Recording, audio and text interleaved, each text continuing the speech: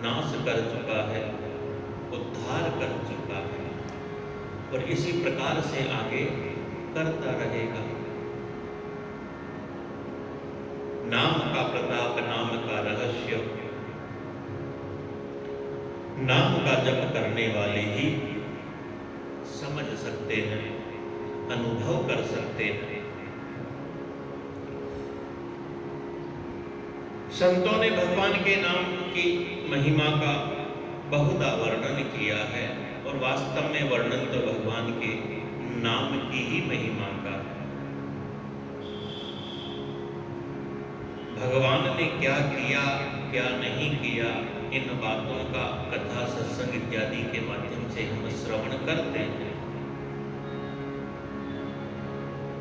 वह श्रवण करने का तात्पर्य केवल इतना ही है कि उन कथाओं को सुन सुन करके भगवान के सद्गुणों का हमारे हृदय के अंदर प्रकाश हो, हमारा हृदय भगवान की तरफ झुके, भगवान की तरफ आकर्षित हो, भगवान में हमारा मन लग जाए और ऐसा लग जाए कि प्रति क्षण प्रति श्वास हमारे मुख से और भगवान के नाम का उच्चारण। क्योंकि भगवान का नाम कल्याणानां निधानम कलिमत मदनम पावनम पावनानां, पवित्र से भी पवित्र यदि कोई है तो वह भगवान का नाम है। कल्याणानां निधानम, कल्याण का खजाना है, कल्याण करने वाला है, कल्याण देने वाला है। ऐसा भगवान का नाम जो मुमुक्षु जनों के लिए मोक्ष के मार्ग में उनका पाथेय है। हम सभी मुमुक्षु हैं, मुक्तिम इच्छामि, मुक्ति की कामना तो हम सबको है, इसलिए हम मुमुक्षु हैं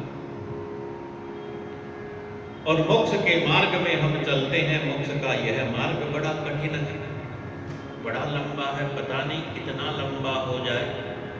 एक जन्म, दो जन्म, जन्म जन्मांतर, कल्प कल्पांतर भी हमारे व्यतीत हो जाए इस मार्ग पर चलते चलते।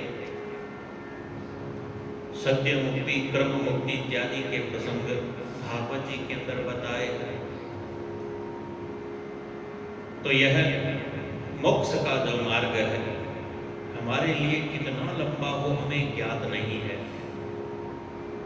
तो सामान्यतः संसार में हम ऐसा ही करते हैं ना कि कहीं जाना हो तो जाने के लिए हम तैयारी करते हैं।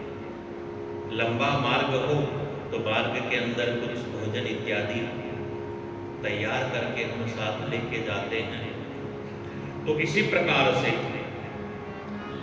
कि पाथेयं यन्मुमुक्षो सद सपदि पर पद प्राप्तये प्रस्थितस्य,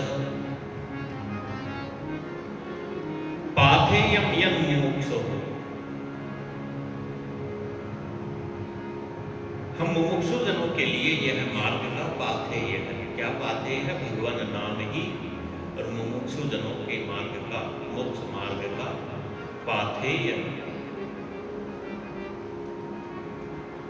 यह भगवान का नाम। और क्या है? तो इसका वर्णन करते हुए कहते हैं कि विश्राम स्थानमेकं कविवर वचसां जीवनं सज्जनानां।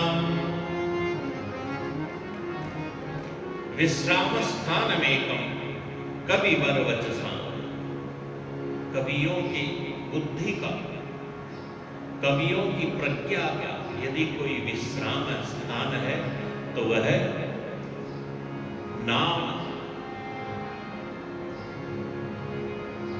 भगवान का नाम, नाम महिमा, जिसमें विद्वानों की प्रज्ञा, विद्वानों की बुद्धि निरंतर अवगाहन करती रहती है। उस बुद्धि का, उस प्रज्ञा का, उस मनीषा का विश्राम इस नाम महिमा में ही निहित है। विश्राम जीवन की इस भाग दौड़ के अंदर यदि कहीं कुछ शांति है तो वह शांति भगवान के नाम में ही।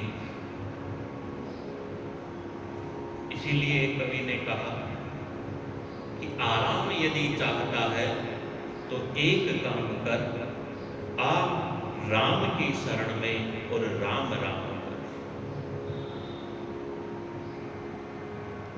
इसके अतिरिक्त तो और कहीं विश्राम नहीं, कहीं शांति नहीं है। भगवान शंकर से भक्तों ने पूछा, प्रभु आपके गले के अंदर हलाहल विष है, आपके कंठ में गरल है, लेकिन फिर भी आपका हृदय बड़ा शांत है, आपका चित्त बड़ा शांत है, इसका क्या कारण है? तो भगवान शंकर कहते हैं कि भले ही मेरे कंठ में विष है, लेकिन मेरे हृदय के अंदर राम है। विष है, लेकिन विष से भी अधिक प्रभावशाली मेरा राम है। विष और राम मिलकर के विश्राम शब्द बनता है।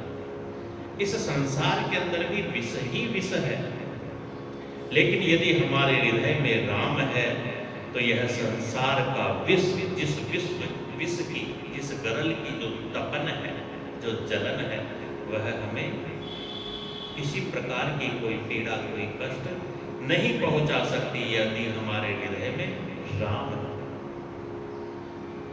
हृदय में राम तब होंगे ना जब हमारी वाणी के ऊपर राम होंगे।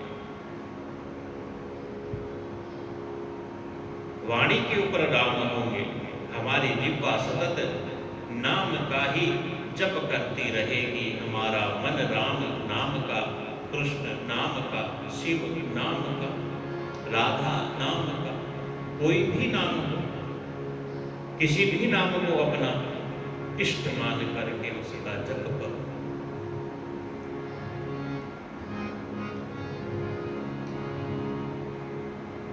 चतुर नाम बहुए, नाम कितने ही हो सकते हैं,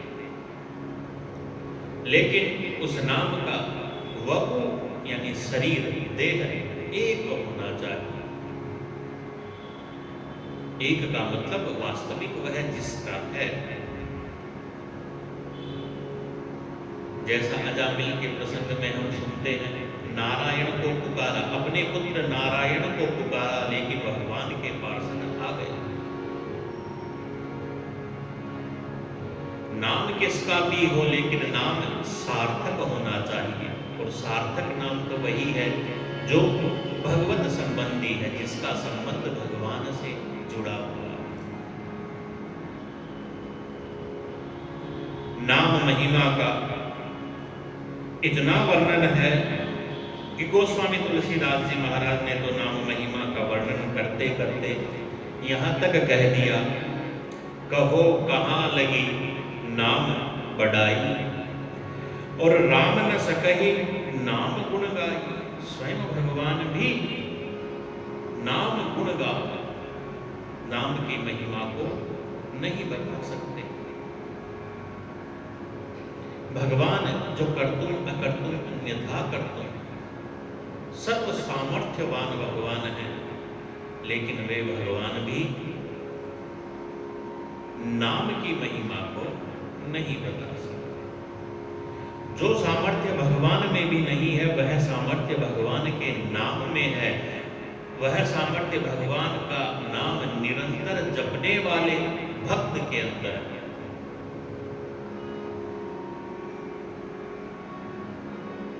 यह नाम इतनी तेजस्विता प्रदान कर देता है, इतना सामर्थ्य प्रदान कर देता है कि भगवान के भक्त जो भगवान नहीं कर सकते उस कार्य को भी कर जाते हैं। इसीलिए तो हम लोग गाते हैं ना, जिस सागर को बिना सेतु के लांघ सके नहीं राम, और कूद गए हनुमान उसी को लेकर राम का। नाम की महिमा ऐसी बड़ी अनंत है, स्वयं भगवान भी और उसको नहीं गा सकते, नहीं वर्णन कर सकते। जिस सैया के ऊपर भगवान शयन करते हैं वह शेष सैया, और शेष भगवान के 1000 मुख हैं, और अपने उन 1000 मुखों से निरंतर भगवान नामों का उच्चारण भगवान शेष भगवान अनंत करते रहते हैं, लेकिन फिर भी उनकी गणना पूरी नहीं हुई। इतने भगवान के नाम है और उन नामों की महिमा बड़ी अनंत है।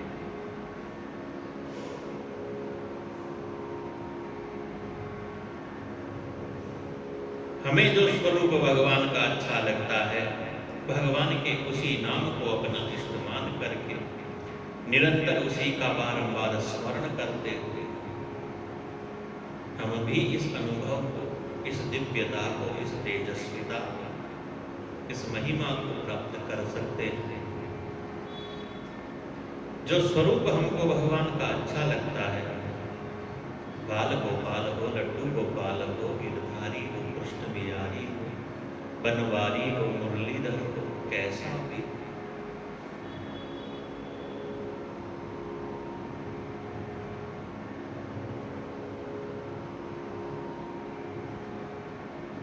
सब कुछ भगवान का है। भक्ति, भक्त, भगवंत और गुरु, इनके पद वंदन किए।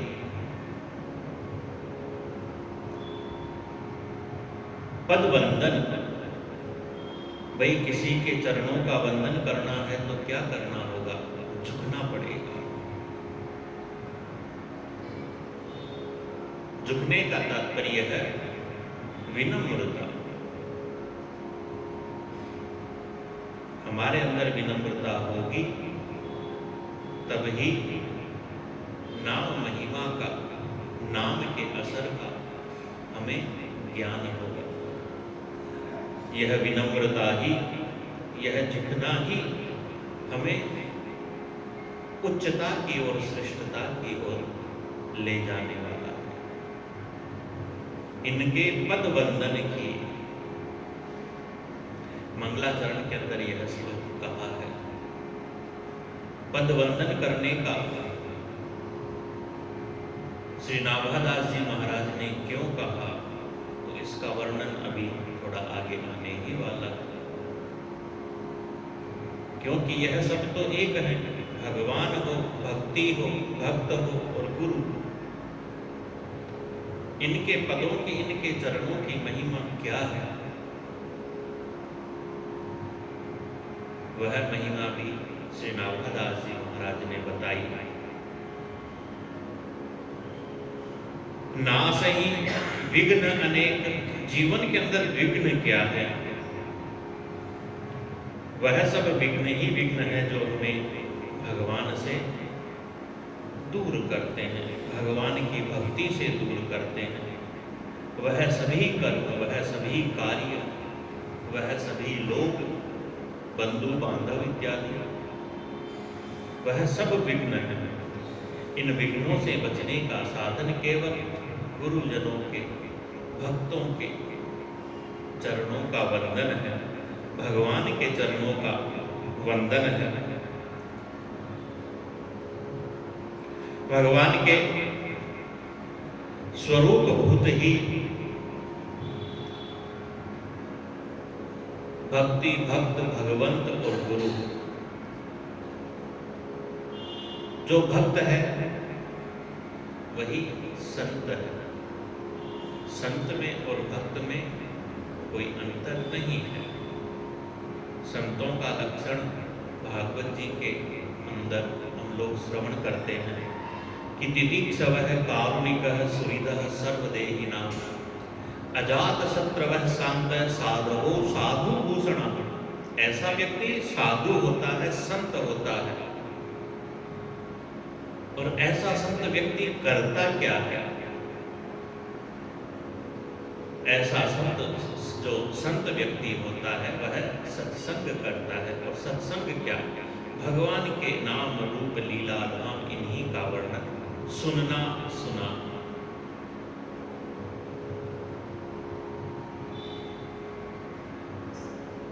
यह संतों के गुण जिसमें विद्यमान हो जाते हैं वही भक्त बन सकता है। जो सहनशील हो, जो अत्यधिक विनम्र हो, सुहृदः सर्वदेहिनः, जो सबका भला चाहता हो, सब पर दया करता हो। कल के प्रसंग में हमने इस बात पर चर्चा की कि दया धर्म का मूल है।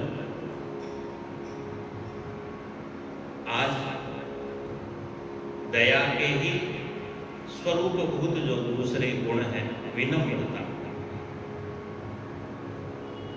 तितिक्षा, सहन करना। भाई दया हृदय में कब होगी? जब हमारे अंदर विनम्रता भी होगी, जब हमारे अंदर तितिक्षा होगी। तितिक्षा यानी सहन करना। महाराज रंती देव की कथा आती है, जिन्हें 48 दिन तक अकाल के कारण कुछ खाने पीने को नहीं मिला, और जब मिला तो द्वार के ऊपर भिखारी के रूप में स्वयं भगवान ही परीक्षा लेने आ गए। महाराज रंती देव जो बड़े दयालु हैं, लेकिन तितिक्षु भी हैं। अपनी भूख को उन्होंने सहन कर लिया। अपने हिस्से का जो भोजन था वह उस भिखारी को, भिक्षुक को दे दिया।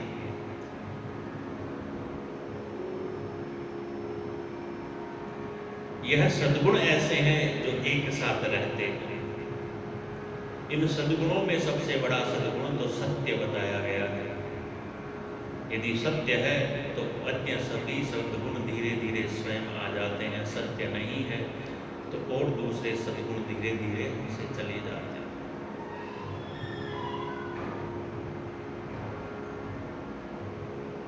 इसीलिए धर्म न दूसर सत्य समान।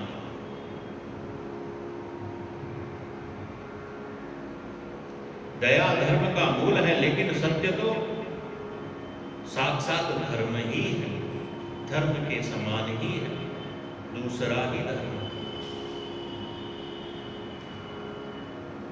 धर्म का प्रतिरूप, धर्म की प्रतिमूर्ति सत्य है। और कुछ आप छोड़ दो, जैसा कि भागवत जी में भी कहा है कि धर्मं भजस्व सततम त्यज लोक धर्मान। और भगवान भी कहते हैं कि सर्वधर्मान परित्यज्य मामेकं शरणं व्रज।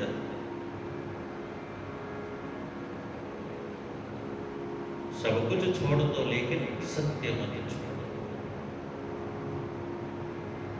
सत्य क्या है? सत्य यही है, हम जहां से आए हैं हमको वहीं जाना। हम कहां से आए? हम उस परमात्मा के अंश हैं, उस परमात्मा से अलग होकर के आए हैं। हम पुनः उसी परमात्मा में जाकर के मिले, तभी हमको विश्राम मिलेगा, तभी हमको शांति मिलेगी। यही बात सत्य हो।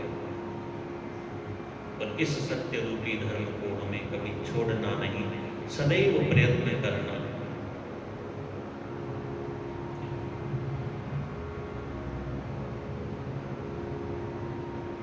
जीवन के अंदर सद्गुणों को धारण करना है, विघ्नों को दूर करना है। यह सब विघ्न जो भगवान की भक्ति से दूर होंगे, भगवान के भक्तों की भक्ति से दूर होंगे।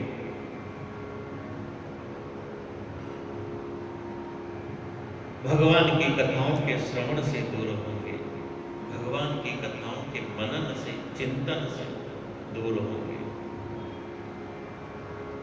जो भी हमें भगवान से, भगवान की भक्ति से, भगवान के भक्तों से दूर करता है वह विघ्न। जैसा महाविघ्न इस समय वर्तमान में और व्याप्त है।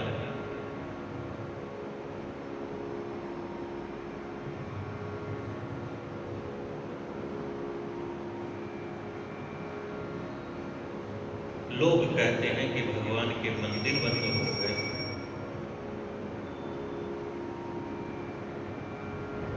इस बात का वास्तविक तात्पर्य यदि समझा जाए तो भाई भगवान के मंदिर बंद नहीं हुए। बंद तो आप लोग हो गए।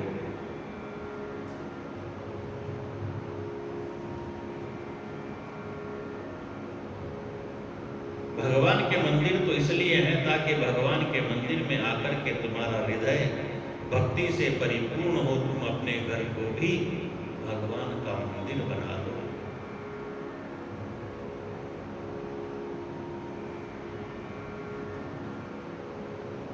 हम नहीं चाहते कि हमारे घर में भी भगवान रहे, इसलिए केवल मंदिर का ही हमने आश्रय ले लिया। इन भावों को जितनी गहनता से हमें समझना चाहिए, हम समझते नहीं हैं।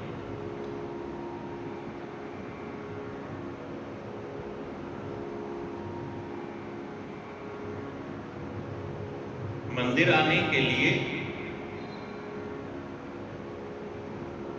अपने घर को मंदिर बनाओ,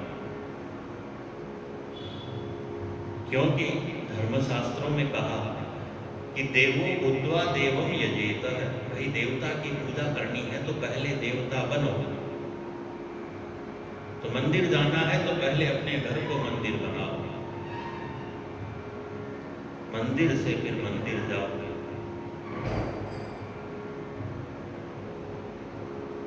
सम मार्ग होता है, चलने में कष्ट नहीं होता। आप नीचे से ऊपर जाओगे, आपको परिश्रम होगा, मेहनत करनी पड़ेगी, और ऊपर से नीचे भी आओगे तो भी परिश्रम होगा, सावधानी तो आपको रखनी पड़ेगी। पहाड़ के ऊपर चढ़ना अत्यंत कठिन है, लेकिन पहाड़ से उतरना भी कठिन है, क्योंकि सावधानी रखनी पड़ेगी। यदि पांव फिसल गया, कोई ठोकर लग गई, तो आप सीधे नीचे आ जाओगे। लेकिन सम रास्ता है, बराबर समतल रास्ता है, उस पर चलने में अधिक कठिनाई नहीं होती। तो घर रूपी मंदिर से देव मंदिर रूपी मंदिर में यदि हमको आना है, तो घर को भी मंदिर बनाओ। देव मंदिर तो देव मंदिर है ही। देव मंदिर भी वर्तमान समय में तो हम भक्तों की कमी के कारण ही ऐसी परिस्थितियां हो गई कि भाई गांव में मंदिर तो बहुत सारे हैं, लेकिन मंदिर की पूर्ण व्यवस्था के अनुकूल मंदिर कितने हैं, हम इन बातों को जानते हैं।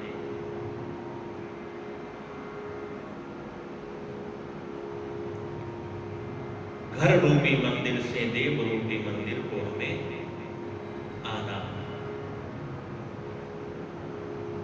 अपने घर को हमने मंदिर बनाना छोड़ दिया, मंदिर कहना छोड़ दिया।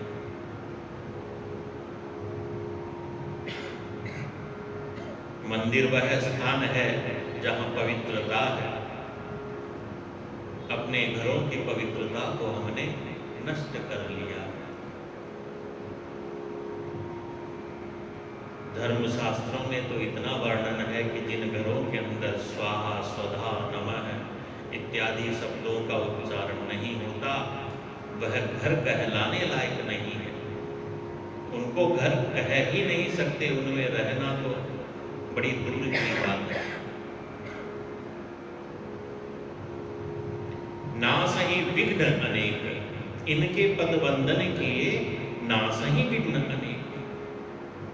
भाई अन्य जो कार्य स्वाहा स्वधा इत्यादि का उच्चारण, मंत्रों का उच्चारण घर में हो, यदि किसी को कठिन लगता हो तो सबसे सरल साधन तो यही है कि भाई जो संत होते हैं, जो ब्राह्मण होते हैं, जो भक्त होते हैं, उनके चरण हमारे घर में पड़ जाए, ताकि हमारा घर भी मंदिर के जैसा पवित्र हो जाए, मंदिर के जैसा सुंदर हो जाए।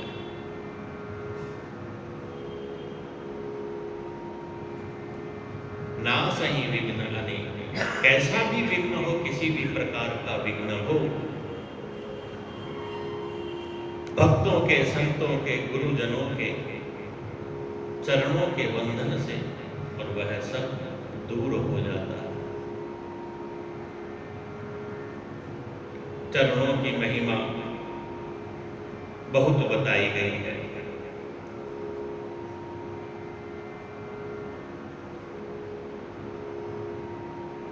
चरणों की महिमा का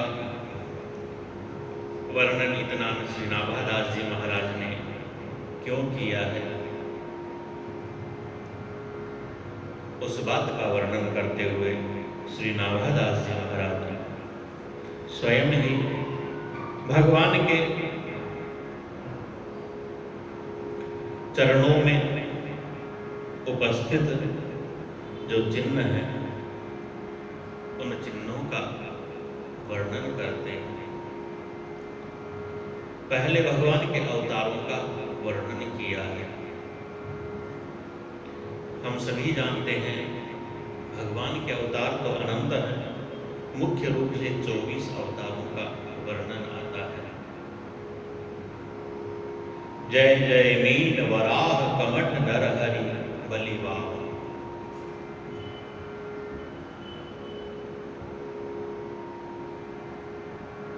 सत्य युग, त्रेता युग, द्वापर युग, कली युग, प्रत्येक युग में भगवान के अवतार हुए हैं। मुख्य रूप से 10 अवतार हैं। 24 अवतारों का भी वर्णन आता है। 10 अवतार जो मुख्य हैं, जिनमें वेदानुद्धरते जगन्निवहते भूगोलमुत विव्रते दैत्यं दारयते बलिं छलयते छत्रक्षयं कुर्वते पौलस्त्यं जयते हलं कलयते कारुण्यमातन्वते म्लेच्छान् मूर्छयते दशाकृतिकृते कृष्णाय तुभ्यं नमः। इस एक श्लोक के अंदर 10 मुख्य अवतारों का वर्णन आता है। भगवान के अवतार भी बड़े विचित्र विचित्र हैं। कभी भगवान मत्स्य, कच्छप इत्यादि जलचर वाणी जलचर के रूप में प्रकट हुए, कभी वनचर के रूप में भी भगवान प्रकट हुए, सूकर, नरसिंह इत्यादि मनुष्य के रूप में भी भगवान प्रकट हुए। प्रियादास जी महाराज ने अपनी टीका के अंदर लिखा कि दुई वनचर दुई वारिचर चार विप्र दो राव।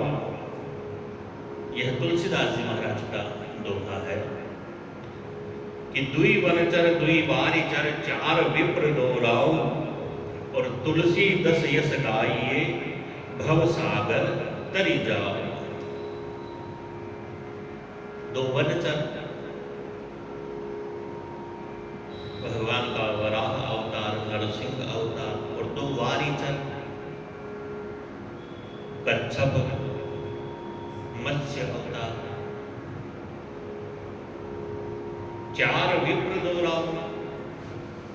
विप्र यानी ब्राह्मण के रूप में वामन, परशुराम इत्यादि, और 2 राव राजा के रूप में राम और कृष्ण इत्यादि।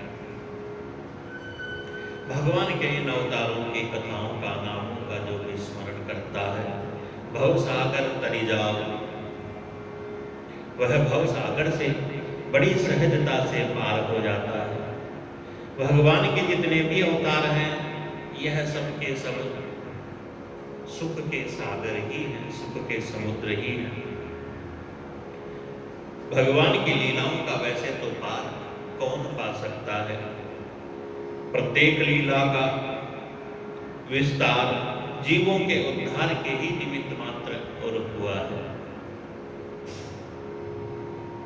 हम सब पर कृपा करने के लिए ही भगवान ने अपना लीला विस्तार किया है, अपनी लीलाओं का विस्तार किया है। ऐसा भी नहीं है कि भगवान के यह अवतार हुए, उस कार्य को किया और फिर बस चले गए, नहीं। भगवान के अवतार भी नित्य है। भागवत जी के अंदर जब समस्त भूगोल इत्यादि का वर्णन आता है, सप्तद्वीप, सप्त सागर, इनका वर्णन आता है, तो वहां पर बताया है कि भाई कौन कौन से द्वीप में और भगवान किस किस रूप में वहां पर विद्यमान है, और जहाँ भगवान के भक्त नित्य उनकी सेवा स्तुति इत्यादि करते रहते हैं। भगवान के अवतार नित्य हैं।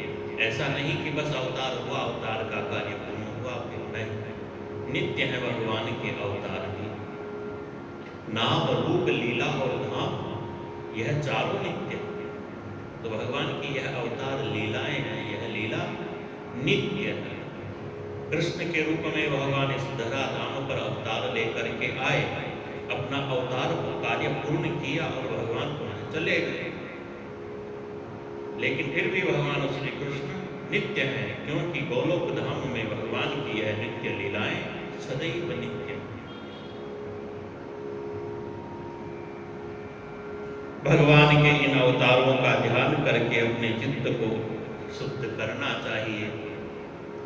जिस प्रकार से किसी दरिद्र व्यक्ति को धन से और सुख मिलता है, दरिद्र व्यक्ति को धन मिल जाए तो उसे सुख होता है, वैसे ही भगवान के जो भक्त हैं वह भक्त भी भगवान की इन अनंत अनंत कथाओं से सुख को प्राप्त करते हैं। भगवान के जो स्वरूप हैं, भाई कभी शूकर बन के आ गए, मछली बन के आ गए, कछुआ बन के आ गए। भगवान की लीलाएं इनको समझना तो बड़ा कठिन है, लेकिन फिर भी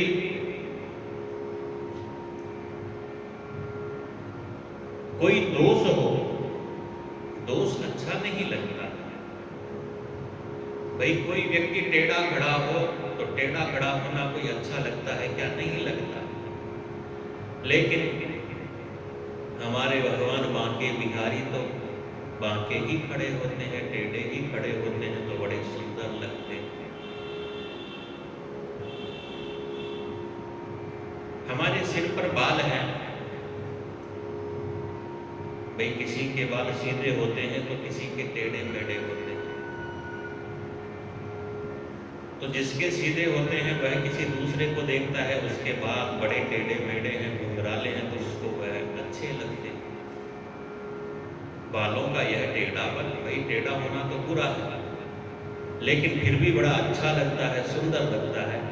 तो ऐसे ही भगवान के यह जो अवतार जो तिर्यक योनियों में है, वराह, मीन इत्यादि के रूप में है, लेकिन फिर भी यह बड़े सुखदायक है, क्योंकि हमारा ही कल्याण करने के लिए और भगवान ने यह अवतार लिए।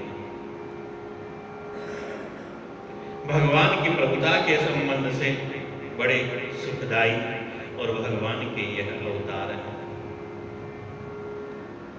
भगवान के यह 24 अवतार हैं, जिनका नाम यहाँ पर गिनाया है। प्रियादास जी महाराज वर्णन करते हैं कि नाभादास जी महाराज ने केवल नाम रूप से इन अवतारों का वर्णन किया। उनके मन में तो आया कि इन लीलाओं को भी संक्षिप्त के अंदर लिख दिया जाए, लेकिन विस्तार अधिक होगा इसलिए छोड़ दिया, बढ़ाया नहीं प्रसंग को, क्योंकि भगवान के अवतारों की लीलाएं तो अन्य पुराणों इत्यादियों के अंदर बड़े विस्तार से और कही गई है। भक्तमाल की रचना तो बाद में हुई, पुराण इत्यादि तो पहले ही हो चुके, जिनमें भगवान की लीलाओं का बहुधा वर्णन है, भगवान के अवतारों की लीलाओं का बहुधा वर्णन है। भगवान की अवतार लीलाओं का वर्णन करने के उपरांत श्री नाभादास जी महाराज ने भगवान के परम दिव्याति दिव्य चरण कमलों में व्याप्त जो चिन्ह है, उन चिन्हों का वर्णन किया कि चरण चिन्ह रघुवीर के संतन सदा सहाय। भाई भक्तों के संतों के तो सहायक भगवान के चरण ही हैं, क्योंकि संत और भक्त जन तो सदैव भगवान के चरणों में ही प्रार्थना करते हैं, चरणों में ही निवेदन करते हैं, और उन्हीं से उनकी मनोकामना की, उनकी इच्छा की पूर्ति हो जाती है। ऐसे वे भगवान के चरण चिन्ह, जिनमें अंकुश अंबर कुलिस कमल, जब ध्वजा धेनु पद, शंख चक्र स्वस्तिक जम्बू पद, कलश सुधारित अर्ध चंद्र। 48 प्रकार के चिन्ह भगवान के युगल चरणार बिंदुओं में विद्यमान है। 24 और 24 दोनों चरणार बिंदुओं में 48 चिन्ह रेखाओं के सहित, कुछ रेखाओं के रूप में है और कुछ आकार के रूप में है। ऐसे भगवान के चरणों के अंदर यह 48 चिन्ह व्याप्त है, जिनका और वर्णन किया है।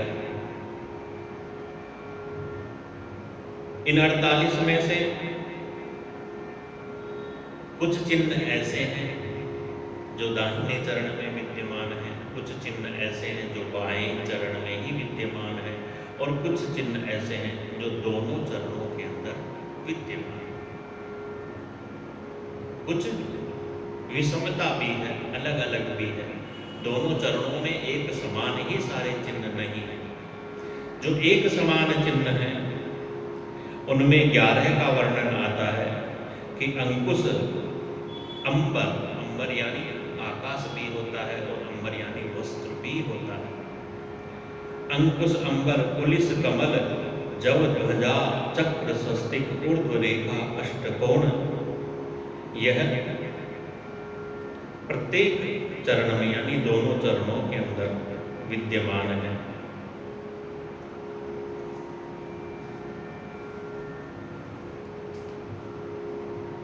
इन चरण चिन्हों की महिमा का वर्णन श्री प्रियादास जी महाराज ने अपनी टीका के अंदर विस्तार पूर्वक किया है। श्री प्रियादास जी महाराज लिखते हैं कि संतनि सदा सहाय काज धारे राम नृपराज चरण सरोजन में चिन्ह सुखदाई, मन ही मतंग मतवारो हाथ आवे नहीं, ताके लिए अंकुश ले धर्यो। प्रियादास जी महाराज कहते हैं कि मन मतंग, यह मन जो है हाथी के समान है जो बस में नहीं आता, इसलिए भगवान ने अंकुश का चिन्ह धारण कर रखा। अर्थात भगवान के चरणार चिन्हों के अंदर विद्यमान जो अंकुश का चिन्ह है उसका ध्यान करने से ही यह मन रूपी हाथी हमारे बस में आए।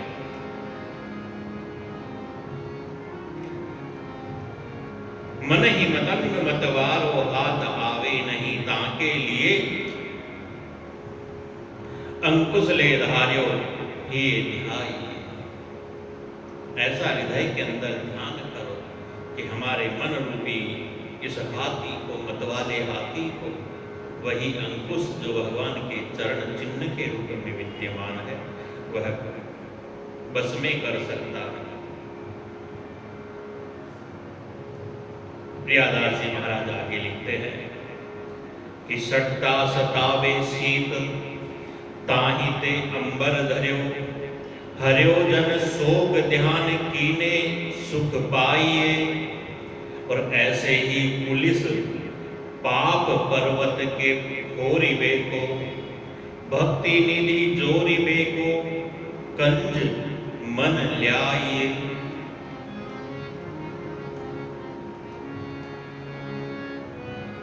सटता सतावे शीत,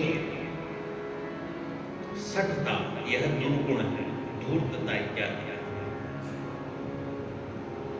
यह हमको सताती है। किसके समान? शीत के समान। इसलिए अंबर यानी वस्त्र रूपी। भाई सर्दी में हम कैसे बचते हैं? वस्त्र ओढ़ करके हम शीत से बचते हैं। तो सटता रूपी शीत से बचने के लिए भगवान के चरण चिन्ह के रूप में विद्यमान अंबर जो चिन्ह है, वस्त्र का जो चिन्ह है, उसका ध्यान धरिए। और उसी प्रकार से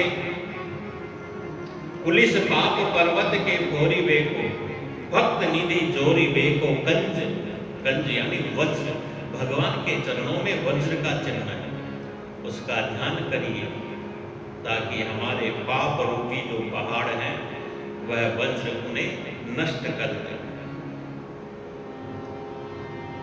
इस प्रकार भगवान के चरणों में जो चिन्ह विद्यमान है, जौ यानी जो धान्य होता है ना, जो ऐसा चिन्ह भगवान के चरणों में है, वह किस लिए है उसका वर्णन भी बताया है कि जब हेतु सुनो सदा दाता सिद्ध विद्या ही को, सुमति सुगति सुख संपत्ति निवास है। जब जो का जो चिन्ह है, इस चिन्ह को धारण करने का अभिप्राय यही है कि यह ध्यान करने वाले को सर्व विद्या सर्व सिद्धियां देता है, सुमति सुगति सुख संपत्ति का और निवास स्थान जब है।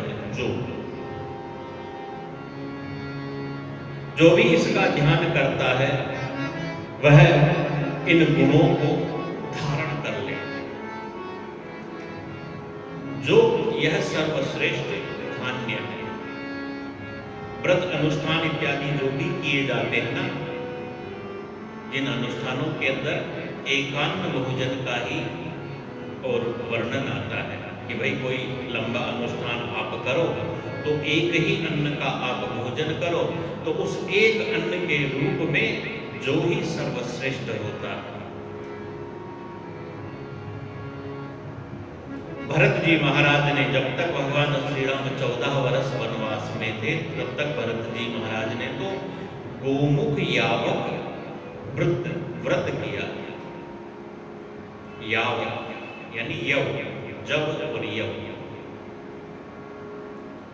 खड़ी भाषा में हम बोलते हैं तो जब बोल देते हैं, संस्कृत भाषा में यव शब्द है जो का शब्द है।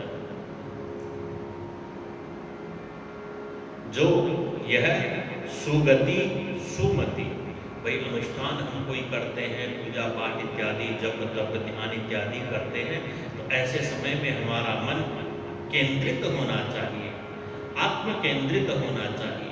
सुमति और सुगति यह देने वाला और वह भगवान का चरण चिन्ह जो जब के रूप में, उसका ध्यान जो भी धरता है उसको सुमति सुगति सुख संपत्ति सब कुछ प्राप्त होती है।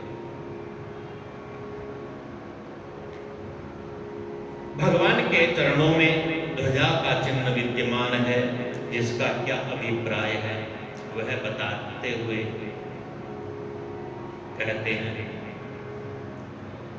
कि छिन्न में सभी तो होत कली की कुचाल देखी, ध्वजा सो विशेष जानो अभय को विश्वास है। जो कलिकाल के भय से भयभीत हो रहा है उसको अभय करने वाला यह ध्वजा है। धर्म ध्वजा जिसको कहते हैं, ध्वजा की बड़ी विशेषता है।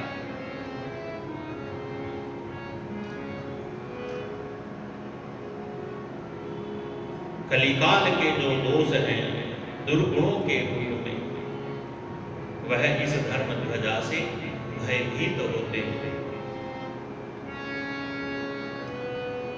भक्तजनों के हृदय के अंदर कलिकाल के कारण जो भय रहता है, उस भय से अभयत्व प्रदान करने वाला यह ध्वजा का चिन्ह है, जिसको भगवान ने अपने चरणों में धारण किया है। और गोपद जो है भव सागर नागर नर जो पे नैन ये के लगावे। भगवान के चरणों में गोपद यानी गाय के खुर का भी और चिन्ह है। इसका क्या अभिप्राय है तो वह भी बताया कि भगवान के चरणों के अंदर यह जो गोपद यानी गोखुर का जो चिन्ह है, गाय के खुर का जो चिन्ह है, जो इसका ध्यान करता है उस व्यक्ति को यह अपार भवसागर गोखुर के समान अत्यंत सुलभ हो जाता है। यानी गाय के खुर से खड्डा बने, उस खड्डे में बरसात का जल भर गया, छोटा सा बालक भी उसको पार कर जाता है। तो भगवान के चरणों में अंकित उस गोखुर के और चिन्ह का ध्यान करने वाले व्यक्ति के लिए भी यह अपार भवसागर उस गोखुर के खड्डे के समान हो जाता है। सहजता से और भक्त उसको पार कर लेता है। यह इस चिन्ह की महिमा। ऐसे ही कहते हैं कि कामहु निशाचर के मारिबे को चक्र धर्यो, मंगल कल्याण हेतु स्वस्तिक हूं मानिए। काम, क्रोध, लोभ यह दुर्गुण है। तो सबसे पहला दुर्गुण तो काम ही बताया, यह बहुत भयंकर है।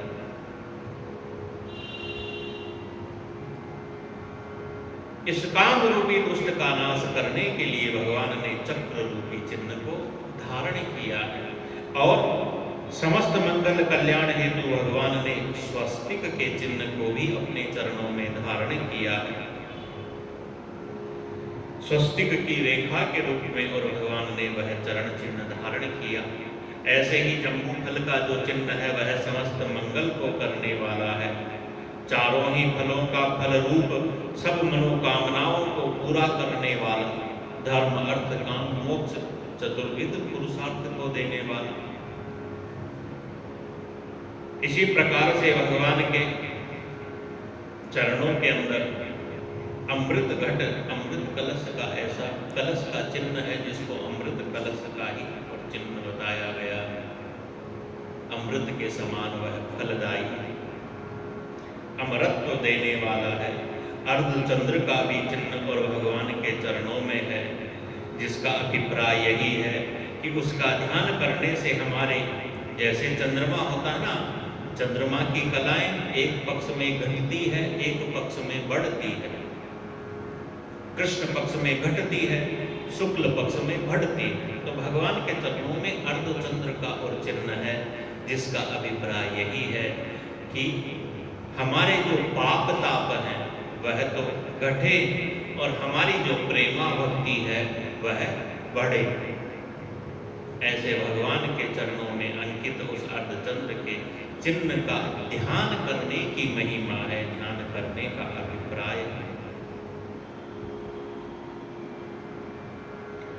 कि विषया भुजंग बलमीक तन माहि बसे, दास को न डसे ताते यत्न अनुसर्यो है।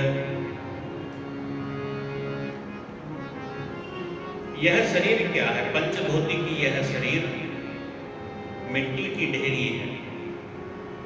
तो ऐसा ही यहाँ वर्णन किया कि विषया भुजंग बलमीक तन माहि बसे। विषया भुजंग, विषयों के भुजंग यानी सर्प। सर्प कहाँ रहता है? सर्प बाम्बी में रहता है, बाम्बी, बल्मीक। तो यह शरीर भी मिट्टी का ढेर ही है, बल्मीक है, बाम्बी है, जिसमें विषय रूपी भुजंग रहते हैं, विषय रूपी सर्प रहते हैं। अब इसके अंदर ही रहते हैं और तो जाएंगे भी कहाँ। लेकिन इसके अंदर रहते हुए भी और यह हमें डसे नहीं, इसके लिए क्या करना चाहिए? उसके लिए बताया है कि जो अष्टकोण, षटकोण, त्रिकोण इत्यादि के जो चरणों में चिन्ह है उनका ध्यान करना चाहिए। भगवान के चरणों में अष्टकोण, षटकोण, त्रिकोण इत्यादि के चिन्ह हैं। योग शास्त्र कहता है कि हमारे शरीर के अंदर भी षटकोण है। कुछ वर्णन अधिक करें तो अष्टकोण भी बता देते हैं। कुछ मूल ही जो है त्रिकोण ही बताते हैं। एक मूल स्थान में रहता है, एक हृदय में, एक ब्रह्मरंध्र में, ऐसे 3 भी बता देते हैं।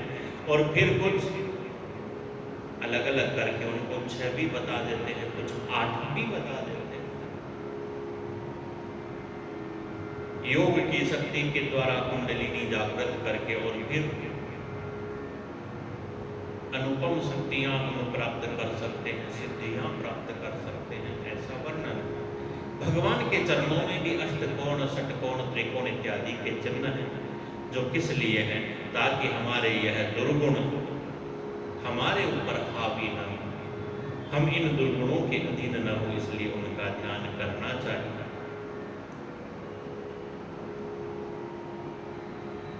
इसी प्रकार से भगवान के चरणों में मीन यानी मत्स्य, मछली का बिंदु इत्यादि चिन्ह भी हैं। इन सब की महिमा का, इन सब के अभिप्राय का ही और यहाँ वर्णन किया गया है। संसार सागर को पारावार पावे नहीं, ऊर्ध्व रेखा दासन को सेतु बंध कर्यो है। भगवान के चरणों में एक चिन्ह है ऊर्ध्व रेखा, यानी ऊपर की तरफ जाती हुई रेखा, जिसका ध्यान करने से क्या होता है कि अपार यह जो भवसागर है, जिसका कोई पार नहीं, लेकिन उस ऊर्ध्व रेखा का ध्यान करने वाला भक्त बड़ी ही सुगमता से इस अपार भवसागर के पार उतर जाता है। धनुपद माही धर्यो हर्यो शोक ध्यान इनको। भगवान के चरणों के अंदर धनु यानी धनुष का, इंद्रधनुष का ऐसा चिन्ह है, जिसका अभिप्राय ऐसा है कि जो भी इसका ध्यान करता है उनके शोक का नाश होता है। भगवान ने रावण इत्यादि बड़े बड़े जो मानी जन हुए, उनके मान का मर्दन धनुष से ही किया। तो भगवान के चरणों में जो चिन्ह है धनुष का चिन्ह, इंद्रधनुष का चिन्ह है, जिसको ध्यान करने का ऐसा अभिप्राय बताया। इस प्रकार से भगवान के चरणों में, श्री चरणों में हमारा ध्यान लगे, चरणों की ही सब महिमा। हम आप तो पढ़े लिखे लोग हैं, फिर भी चरणों की इतनी महिमा को नहीं जानते, जितना अनपढ़ भक्त जो केवल हुआ वह भगवान की चरणों की महिमा को जानता। तर्क उसने चाहे कैसे भी दिए हो, लेकिन भगवान के स्वरूप को वह जानने वाला है। इसीलिए तो जब भगवान उतराई देने लगे, तब केवट ने जो बातें कही थी वह बातें तो कोई ज्ञानी ही कह सकता। कहीं कहीं वर्णन ऐसा आता है कि भाई केवट ने तो पहले ही उतराई की बात कर ली कि भगवान आपको जल्दी लग रही है, पार उतारो, पार उतारो, पार उतारो। जन्म जन्मांतर से हमारे बंधु बांधव पितृगण और जो प्रतीक्षा कर रहे हैं भवसागर से पार होने की, आप पहले उनको पार उतारो, पहले तो नंबर उनका।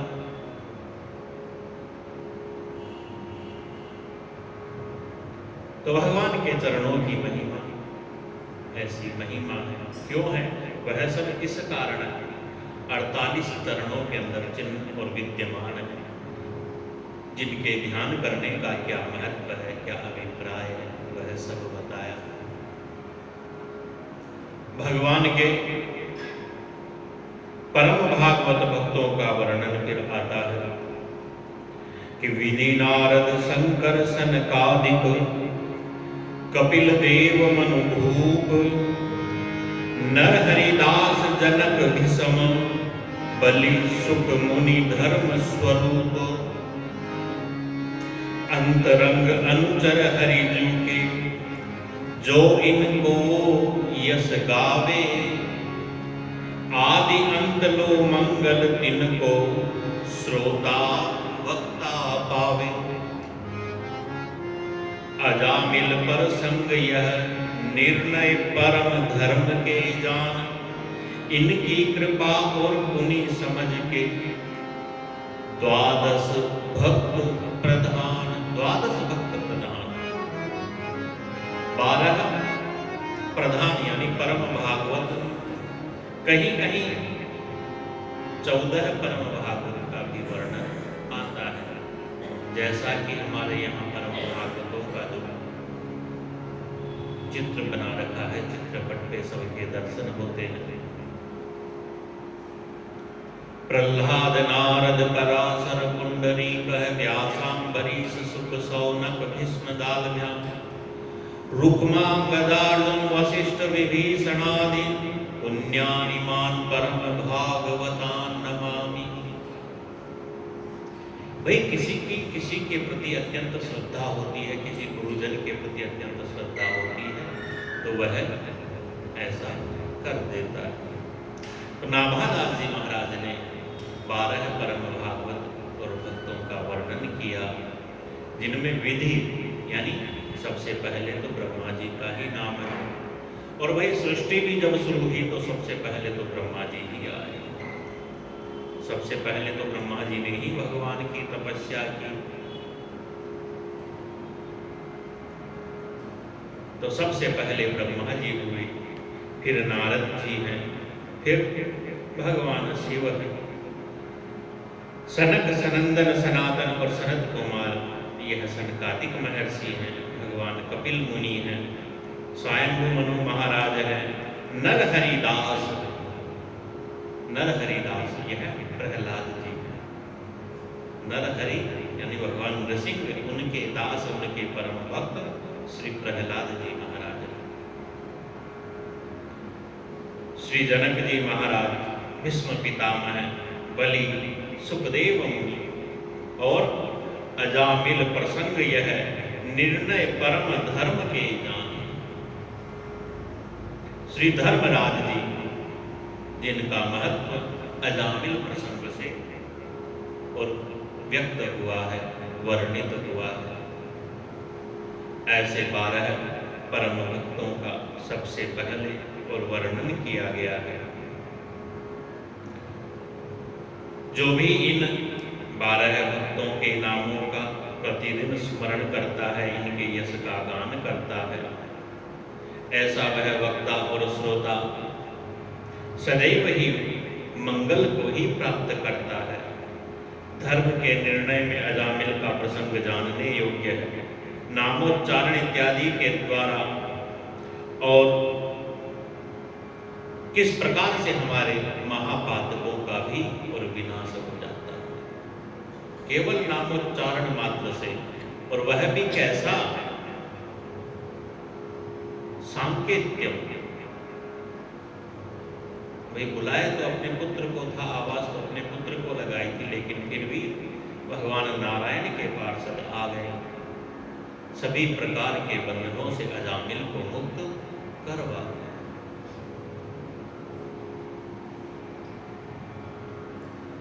इन समस्त भक्तों का वर्णन सूक्ष्म रूप में और किया है। सबसे पहले तो ब्रह्मा जी का ही वर्णन आता है। वंदो विधि पद रेणु भव सागर जिन कीन यह संत सुदा शशिधेनु प्रकटे फल विश्वारुणि। वंदो विधि पद रेणु भव सागर जिन कीन यह, भव सागर जिन कीन यह, भाई यह सारी सृष्टि तो ब्रह्मा जी की विधि की ही बनाई हुई, विधि का ही विधान है। विधि यानी ब्रह्मा जी का यह सारा विधान है। तो ऐसे वे ब्रह्मा जी जिन्होंने भगवान की आज्ञा से यह सब कुछ किया, सदैव भगवान की आज्ञा में ही रहते हैं। अन्य पुराणों में ब्रह्मा जी की कथाओं का विस्तार से वर्णन, ब्रह्मा जी के बारे में नारद जी का वर्णन आता है। जो नारद जी सदैव हाथ में करतल लेकर के और भगवान के गुणों का गुणगान करते रहते हैं। भगवान के ही अवतार हैं, इस जगत के परम उपकारक हैं, समस्त जीवों के परम उपकारक हैं नारद जी। नारद जी सदैव इसी बात से चिंतित रहते हैं, इस बात के लिए चिंतित रहते हैं कि जीव मात्र का कल्याण कैसे, चाहे कैसा भी व्यक्ति हो, अच्छा हो या बुरा हो। नारद जी ने कभी किसी के साथ भेदभाव नहीं किया, सबका कल्याण किया। नारदो देव दर्शन है, नारद जी का विशेषण है भागवत जी के अंदर, नारदो देव दर्शन है। भाई जिसे नारद जी का दर्शन हो गया उसे भगवान का दर्शन प्राप्त हुआ ही। ऐसे नारद जी की कथा का भी पुराणों के अंदर बहुधा वर्णन है। सभी लोगों के अंदर नारद जी का जो आना जाना है वह सदैव परोपकार के निमित्त ही होता है। ऐसा ही नारद जी का जीवन। 12 प्रसिद्ध भक्तराज कथा भागवत अति सुखदाई, नाना विधि करी गाई है। शिव जी की बात एक बहुधा न जाने को, सुनी रस साने हियो भाव उर्जाए। सीता जी के वियोग राम विकल विपिन देखी शंकर निपुण सती वचन सुनाए हैं। कैसे ये प्रवीण ईश कौतुक नवीन देखो मने करत अंग कैसे ही बनाए हैं। भगवान शंकर जो परम भागवत हैं, भगवान शंकर की कथा तो बड़ी विचित्र है।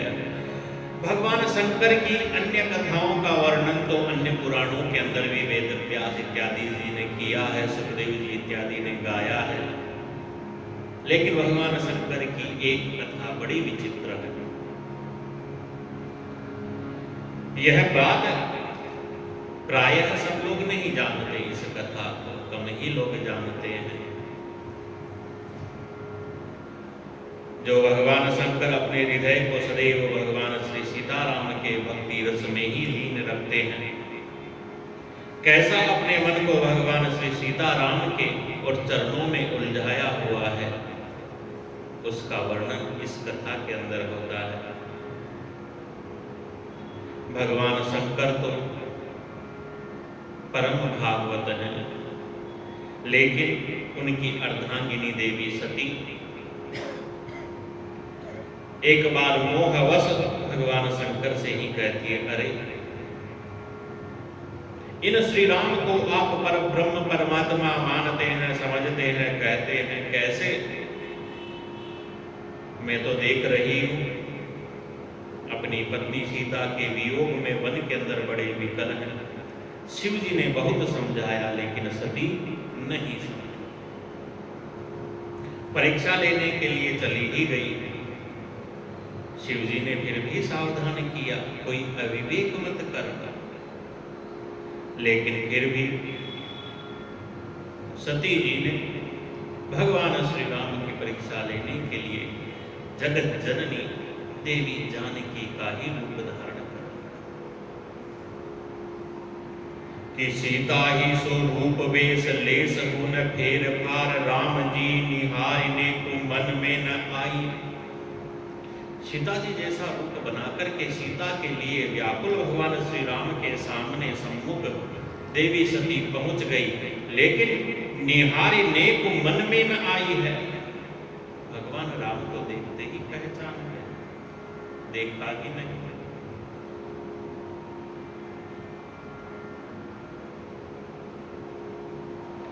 देवी सती ने आकर के भगवान शंकर से यह बात बताई। अब भगवान शंकर के तो परम आराध्य हैं भगवान श्री सीताराम। शिव जी ने यह सुना तो मन में बड़ा ही दुख हुआ, कष्ट हुआ। अरे तुमने मेरी परम इष्ट देवता स्वामिनी श्री जानकी जी का रूप धारण कर लिया है, मैंने तुम्हारे इस शरीर में से पत्नी भाव को अब त्याग दिया। फिर आगे सती का जो भी चरित्र होता है, शिव जी ने मन से त्याग कर दिया था तो सती ने फिर अपने उस देह को अपने पिता दक्ष के यज्ञ में योगाग्नि के द्वारा भस्म किया। पार्वती के रूप में हिमालय के यहाँ पुनः प्रकट हुई और तपस्या करके भगवान शंकर को पुनः पति रूप में ही प्राप्त किया। तो भगवान महादेव के अपने प्रभु श्री राम के प्रति ऐसे भाव हैं। पुराणों के अंदर भगवान शंकर की अनेक भावमयी भक्ति गाथाएं कही गई है। यह कथा मुझे अत्यंत प्रिय लगती है, इसलिए मैंने यह बताया है। हे प्रिय, एक बार की बात है, भगवान शंकर देवी सती के साथ पार्वती के साथ मार्ग में कहीं जा रहे थे। एक जगह देखा दो मिट्टी के टीले से बने हुए थे। भगवान शंकर ने दोनों को प्रणाम किया कि चले जात मग कुबे खेरे शिव दीठी परे, करे प्रणाम ही भक्ति लागी प्यारी है। पार्वती पूछे कि ये कौन हो जो, कहो मोसो दिखत न जन को, तब सो पुजारी। वर्ष 1010 बीते ताहा भक्त भयो, नयो और वे के दुई ठोर बीते धारी है। सुनी के प्रभाव हरिदासन स्वभाव बढ़्यो, रड्यो कैसे जात चढ़्यो, रंग अति भारी है। मिट्टी के दो टीले से थे, उनको प्रणाम किया तो देवी पार्वती ने पूछ लिया कौन है, कोई दिखाई तो नहीं देता, किसको प्रणाम किया। तब भगवान शंकर कहते हैं यह एक जो टीला है, यहाँ पर 10,000 वर्ष पहले कोई परम भक्त हुआ था, और यह जो दूसरा टीला है यहाँ 10,000 वर्ष जितना समय बीत जाएगा उसके बाद में कोई भक्त होगा। यानी भूत भविष्य वर्तमान सभी की बातों को जानने वाले भगवान शंकर थे। तो उस स्थान को भी उतने ही भक्ति भाव से भगवान शंकर प्रणाम करते हैं कि यहाँ 10,000 वर्ष पहले कोई हुआ था और यहाँ 10,000 वर्ष बाद में कोई होगा। स्थान की महिमा बड़ी विचित्र बताई गई है। जिस स्थान का भक्त से संबंध है उस स्थान के लिए और भगवान शंकर के मन में इतने भक्ति भाव हैं। भक्त से संबंधित स्थान के लिए तो फिर भैया जिस स्थान का संबंध साक्षात भगवान से है तो उस स्थान के लिए भगवान के भक्तों के मन में भाव क्यों नहीं होगा। सैकड़ों वर्षों से भगवान के उस स्थान के प्रति, उस जन्म स्थान के प्रति भक्तों के मन में भाव था। भक्तों ने संघर्ष किया, भगवान की कृपा हुई, भक्तों का संघर्ष सार्थक हुआ। तो भैया भगवान के भव्य मंदिर की नींव लगी, जल्दी ही मंदिर भी तैयार हुआ। स्थान की महिमा। हम भक्तों को प्रेरणा कहाँ से मिलती है? इन्हीं हमारे सदग्रंथों से हमको प्रेरणा मिलती है। यह ग्रंथ, यह शास्त्र ही तो हमें बताते हैं कि क्या वस्तु हमारे लिए सार्थक है और क्या निरर्थक है। तो भगवान शंकर की ऐसी अद्भुत अद्भुत कथाएं हैं। समस्त जगत के कल्याण के लिए जिन्होंने हलाहल विष का पान कर दिया, जो त्रिपुरारी बने, जिन्होंने त्रिपुर का नाश किया।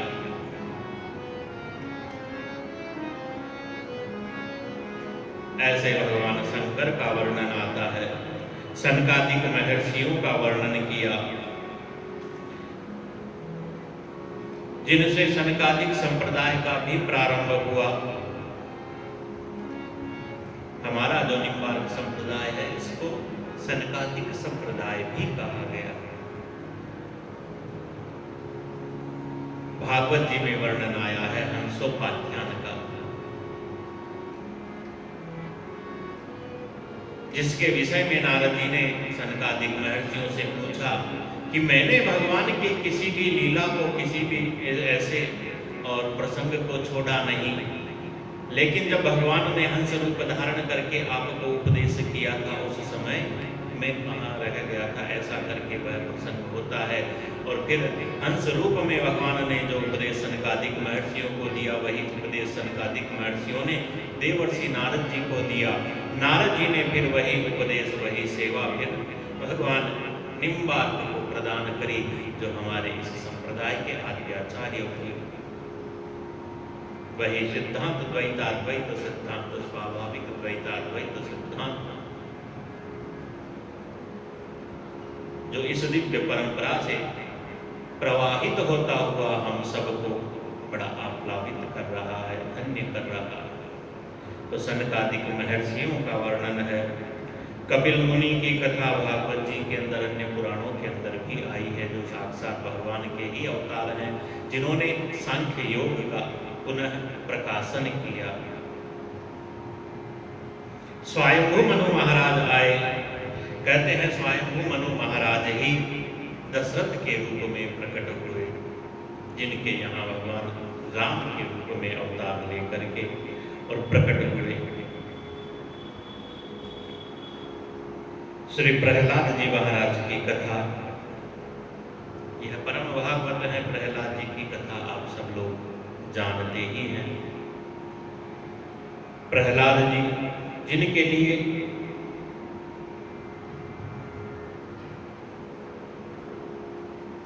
भगवान ने बड़ी अद्भुत और लीला रची, अनेकों अनेक अवतार भगवान की इस लीला के कारण हुए हैं। जय विजय वो सनकादिक महर्षियों का श्राप लगा 3 जन्मों तक, और भगवान ने फिर अवतार ले करके इनका उद्धार किया। तो प्रथम रूप में हिरण्यकशिपु हिरण्याक्ष के रूप में आए, नरसिंह के रूप में प्रहलाद जी की भगवान ने रक्षा की है। जनक जी का वर्णन है, विष्णु पितामह जी का वर्णन है।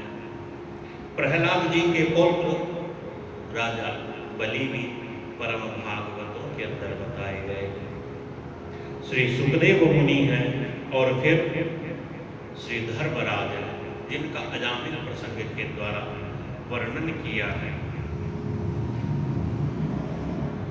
भगवान के इन परम पावन 12 भागवत भक्तों का वर्णन करने के उपरांत भगवान के पार्षद 16 जो पार्षद हैं, जय विजय नंद सुनंद इत्यादि, उन सब का भी वर्णन आया, जो सदैव भगवान की सेवा के लिए अत्यंत तत्पर रहते हैं। इनको स्वाभाविक सिद्धि प्राप्त है, यह सब नित्य मुक्त है। भगवान का सदैव सानिध्य इनको प्राप्त है। तत्सुखी आज्ञाकारी यह इनका विशेषण बताया गया है। सदैव भगवान के सुख के लिए उनकी आज्ञा का पालन करते हैं, इसीलिए तो भगवान की आज्ञा का पालन करने के लिए ही जय और विजय जो नित्य मुक्त है, भगवान की आज्ञा का पालन करना ही तत्सुखी आज्ञाकारी, भगवान के सुख के लिए उनकी कठोर आज्ञा का भी और पालन बड़ी प्रसन्नता से करते हैं। जब सनकादिक महर्षियों ने श्राप दिया तो भगवान स्वयं वहां पर आकर के प्रकट हो गए थे और भगवान ने कहा,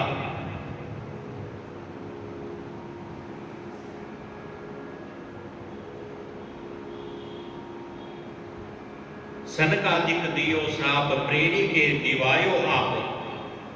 प्रेरणा तो भगवान ने ही करी हुई ऐसा सब कुछ करने की। निमित्त सनकादिक महर्षि बने तो सनकादिक महर्षियों ने श्राप दिया तो भगवान स्वयं वहीं पे द्वार पर ही प्रकट हो जाते हैं और कहते हैं कि भाई जो आपने यह श्राप दिया यह मेरी ही इच्छा है।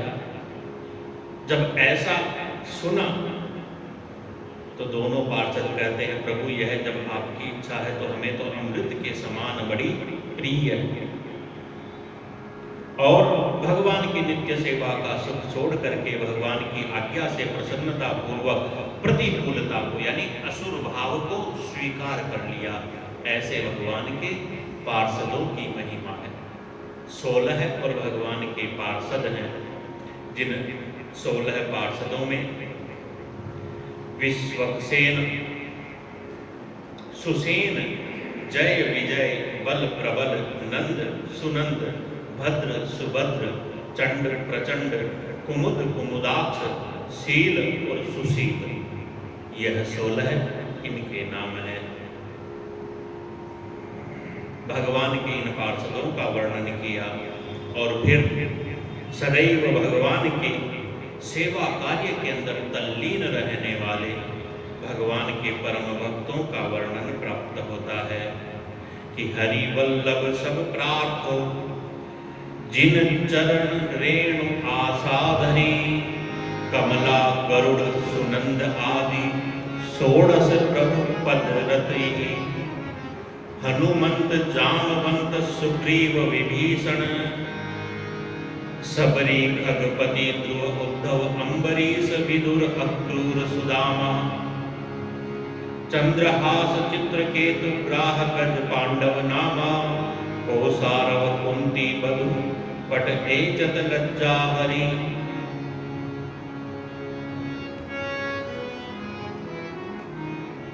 यह वह भक्त है जिनको एकमात्र भगवान पर ही भरोसा था, भगवान पर ही भरोसा है और भगवान पर ही भरोसा रहे।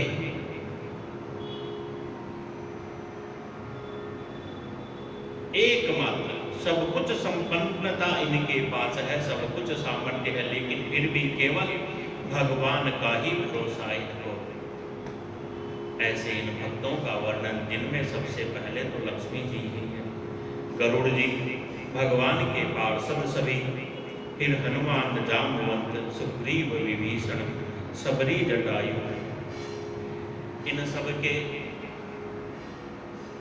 जो कथा प्रसंग हैं अन्य पुराणों के अंदर भी आ जाते हैं, लेकिन जो बातें अन्य पुराणों में नहीं है उन बातों का वर्णन श्री रावादास जी महाराज ने भक्तमाल में किया।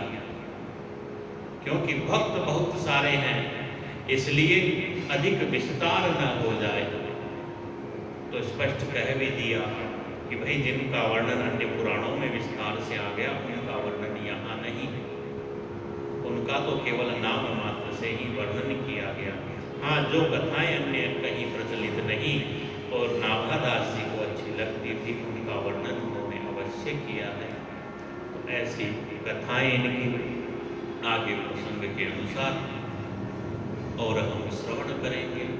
आज के इस प्रसंग को सभी की मंगल कामना के लिए भगवान के चरणों के अंदर बारंबार विनती करते हुए समर्पण करते हैं।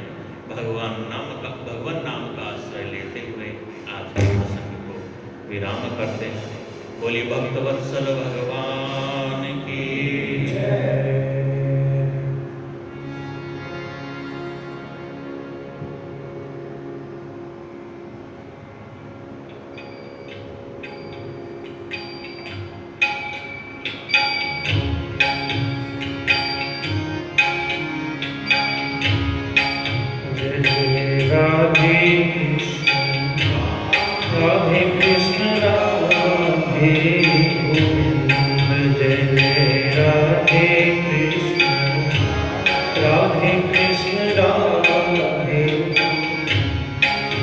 Jai